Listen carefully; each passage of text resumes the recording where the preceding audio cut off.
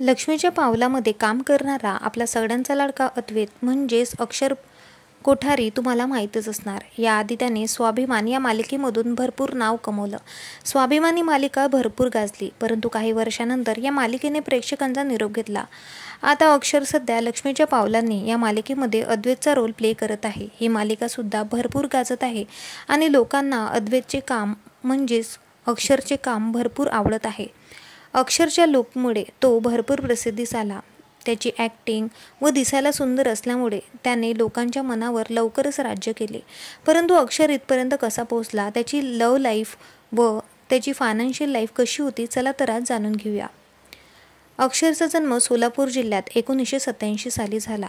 लहानपणापासूनच त्याला ॲक्टिंगची आवड असल्यामुळे त्याने काही दिवस नाटकांमध्ये काम केलं आणि मालिकेमध्ये छोटे मोठे रोल प्ले करत राहिला। अचानक छोटी मालकीन ही स्टार प्रवाह वाहिनीवरील पहिली मालिका त्याच्या पदरात पडली आणि ही मालिका भरपूर गाजली। त्यानंतर त्याने अनेक मालिका, वेब सिरीज, त्याचसोबत मराठी चित्रपटामध्ये सुद्धा काम केलेलं आहे।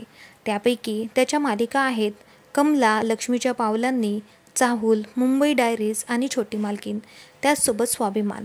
त्याच्या प्रेमाविषयी जाणून घ्यायचं झालं तर 2015 मध्ये त्याने मानसी नाईकसोबत लग्न केलं, परंतु लग्नाच्या अवघ्या 2 वर्षातच दोघेही विभक्त झाले। दोघांमध्ये नेमकं काय घडलं हे दोघांनी कधी सांगितले नाही। दोघांची लव्ह लाईफ खूप छान चाललेली होती, परंतु घरगुती वादांमुळे दोघेही विभक्त झाले। मात्र मानसीने दुसरे लग्न केले, परंतु अक्षर अजूनही अविवाहित आहे। त्याने अजूनही दुसऱ्या लग्नाचा विचार केला नाही आणि जर तो लग्न करणार तर तो कोणाशी लग्न करणार हे अजूनही त्याने सांगितलेलं नाही।